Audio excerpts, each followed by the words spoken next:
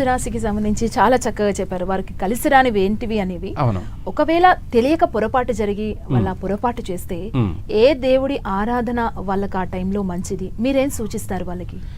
చాలా మంచి విషయమే మీరు అడిగింది కూడా. ఎందుకంటే తెలిసి తెలియక చేసినటువంటి వాటికి కూడా మనం ఏమిటి పరిష్కారము అని అంటే, మనం ఇందాక ఒక నామకరణం అనుకున్నాం, చిన్న విషయం.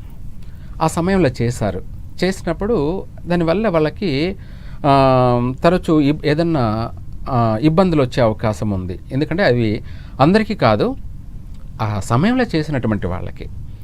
అప్పుడు ఏంటంటే ముహూర్తం మార్చుకొని మనం ఇంకా కొంచెం బాగా విశేషంగా పూజా కార్యక్రమం చేసుకొని నామకరణం మళ్ళీ చేసినట్టు అవుతే అప్పుడు ఏమవుతుందంటే పేరు మనం మళ్ళీ మార్చుకోవడం, సమయం మార్చడం, శుభ సమయంలో చేయడం వల్ల మళ్ళీ వాళ్ళకు ఆ పేరు అనేది సార్థకమవుతుంది, కలిసి వస్తుంది.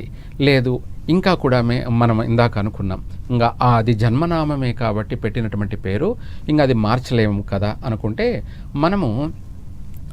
మనం చేసేటువంటి దానికి పరిహారం ఏమిటి అంటే, వీలైనంత వరకు గణపతిని, ఈ గణపతిలో కూడా రుద్ర గణపతి, రుద్రుడు అంటాం కదా, శివుణ్ణి మాత్రమే మనము రుద్రుడు అంటాం. అది కాకుండా రుద్ర గణపతి అని చెప్పేసి ఆయన సమస్త భూత ప్రేత పిచాచ రాక్షస గణారిష్ట, అది అంటే ఏ టు జెడ్ అన్నిటినీ కూడా చీల్చి చెండాడేటటువంటి శక్తి కలిగినటువంటి వాడు, ఎటువంటి దృష్టి దోషాన్నైనా కూడా నాశనం చేసేటువంటి వాడు, అలాగే మనకు సకల కోరికలన్నిటి కూడా ప్రసాదించేటువంటి వాడు, సమస్త దోషాలను కూడా ప్రక్షాళన చేసేటువంటి వాడు. ఆ యొక్క రుద్ర గణపతికి సంబంధించి మనము పూజ చేసినట్టయితే, లేదా ఆయనకు సంబంధించి ఏదైనా దానము అనగా ఏంటి అంటే, మనము చాలామందికి నవధాన్యాలు దానం చేయమని కానీ, నవధాన్యాలు అంటే ఒక్కొక్క గ్రహానికి సంబంధించి, లేదా నువ్వులు కానీ, లేదంటే కందులు కానీ, గోధుమలు కానీ, బియ్యం కానీ దానం చేయమని చెప్తూ ఉంటాం.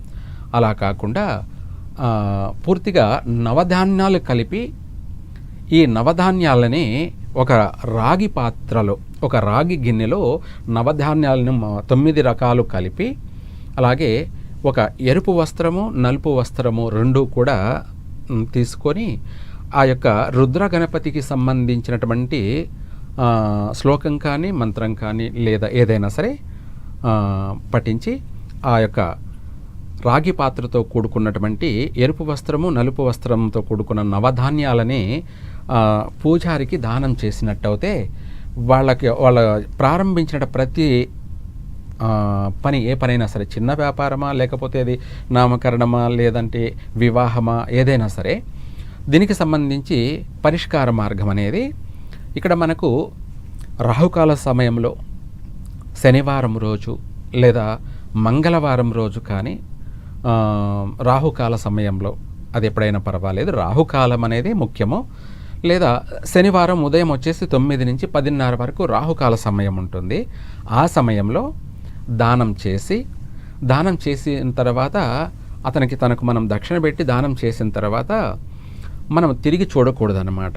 అతనికి ఇచ్చేసిన తర్వాత తిరిగి చూడకుండా వెళ్ళిపోయి స్నానం చేసుకొని ఆ తర్వాత వాళ్ళు ఏదైనా సరే మిగతా పనులు ఏవైనా చేసుకున్నట్టు అయితే వాళ్ళకి చేసినటువంటి ఆ పొరపాటుకి సంబంధించి పూర్తిగా ప్రక్షాళన జరుగుతుంది. వివాహం చేసుకున్నటువంటి వాళ్ళకి అశుభ సమయం, ఆ అశుభ సమయాన్ని బట్టి ఈ దానం చేసినట్టు అయితే చక్కగా వీళ్ళకు కలిసి వస్తుంది. ఆ దానంతో ఈ చేసినటువంటి ఈ యొక్క మనం చిన్న చిన్న మిస్టేక్స్ అయినా సరే, పొరపాట్లు అయినా సరే, అవన్నీ కూడా వైదొలిగిపోయి చక్కగా అన్ని విధాలా కూడా కలిసి వస్తుంది. ఓకే గురుగారు, చాలా చక్కగా ధనుస్సు రాశికి సంబంధించి చెప్పారు.